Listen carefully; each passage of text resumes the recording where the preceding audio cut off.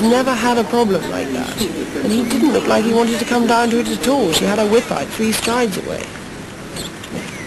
Now, how is she going to get him in? There's no easy route. She's got to go again at the same place.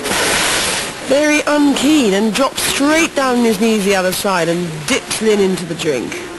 That's a horrible feeling. Not only is it terribly disappointing, but the knowledge you've got to ride again, totally wet, and you are so slippery when you're wet. There wasn't a lot she could have done to sit on that, I don't think. All motion ceased. The horse just dropped from under her like a stone. Now she's got to put up with another 15, 18 odd fences, slipping and sliding all over the saddle. Well, she was in 5th place after the dressage test, but I'm afraid the penalties are mounting up here. This is going to put her out of contention. Very disappointing for the winners of the Hawkesbury 3-day event, New South Wales, last year. Last competitor to tackle the cross-country course, Heath Ryan from New South Wales, Stirling, Goshawk. Well, this is only a 6-year-old. He was racing less than 18 months ago, and he's setting off at a pace which means business.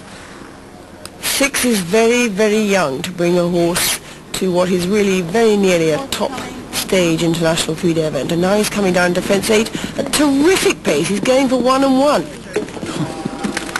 And he does it. He is a brave rider. He certainly is, and the horse is following suit. Big question, this. We've seen Heath already on his other horse, Carlbrook Contrast, and you remember the little confrontation with the vet? Well, officials have ruled Carlbrook Contrast out of the competition. Is that right? So all of his hopes are pinned right here. Well, certainly going like a bomb. I wouldn't have given it a possible thought that this horse at such a young age and so inexperienced could be going so well. They were 8th after the dressage. He is clever too. Sorry. 8th after the dressage test. So he's going to put some real pressure here on Ian Stark and Andrew Scott. He's got some incredible ability, this horse. If you watch very carefully his front legs, he's got the ability to do a special little stretch in the air when most other horses would bring their legs down to the ground again. He keeps them up in the air and keeps going, which is what he did in front of that oxen, where I couldn't help but scream. Very talented. He needs to be preserved in glass, this horse. He could be a real prospect for the future. The Coffin. And straight ahead for a young horse. And bravely does it. Well ridden.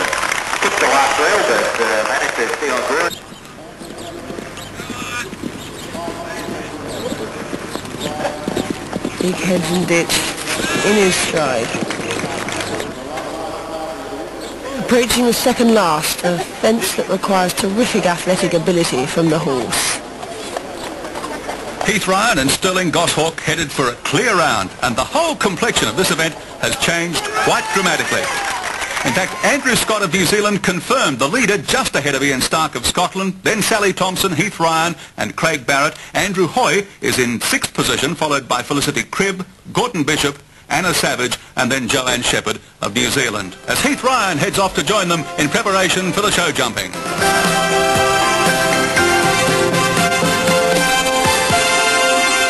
Or after the cross country, and the weary survivors